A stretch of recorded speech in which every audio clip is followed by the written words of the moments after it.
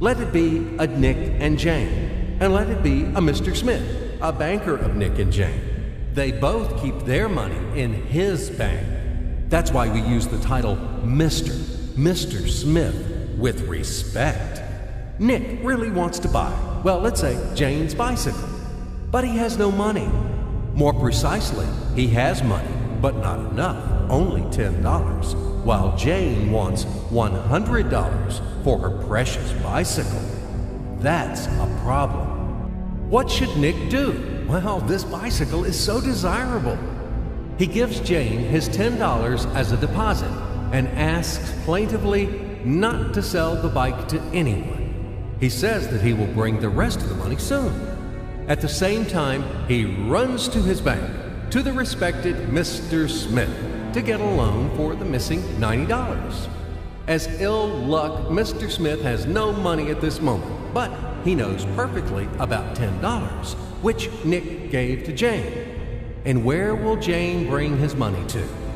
That's right. She will put these $10 in her lovely bank to the same Mr. Smith. Therefore, Mr. Smith asks Nick to come back tomorrow in the hope that tomorrow he will get these $10. And everything happens this way. The next day, Jane brings $10 to the bank. The bank provides Nick these $10 on credit. Nick immediately gives them to Jane. She again puts them in a bank. The bank again provides Nick these $10 on credit, etc.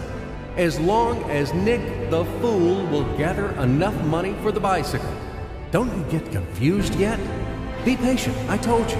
These demons have been trying to confuse you during 1,000 years.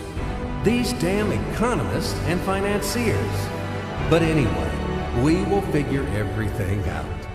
So what do we have in the end? Nick finally got the bike from Jane. Wow!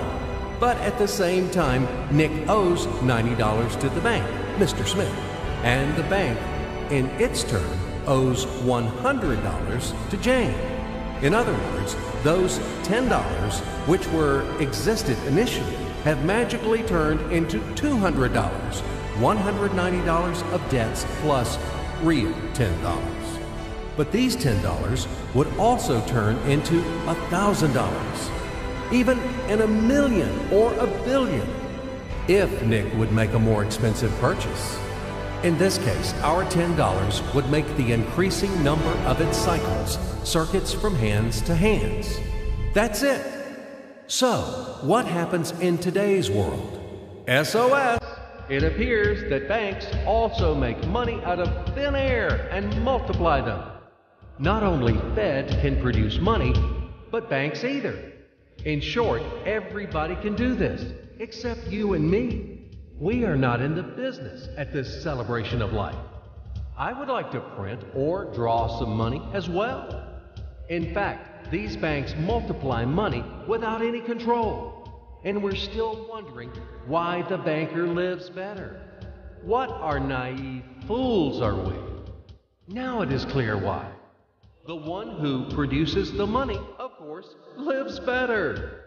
But this is not enough. From this moment, poor Nick will never be able to repay his debts owed to the bank, no matter how hard he would work. Silly Nick doesn't know it yet, that he's in slavery to the bank, in credit bondage forever, because those $90, which he owes to Mr. Smith, do not exist in nature at all. Sly Mr. Smith made his money out of nothing. He created them out of thin air, just one click. And $10 turned into $200.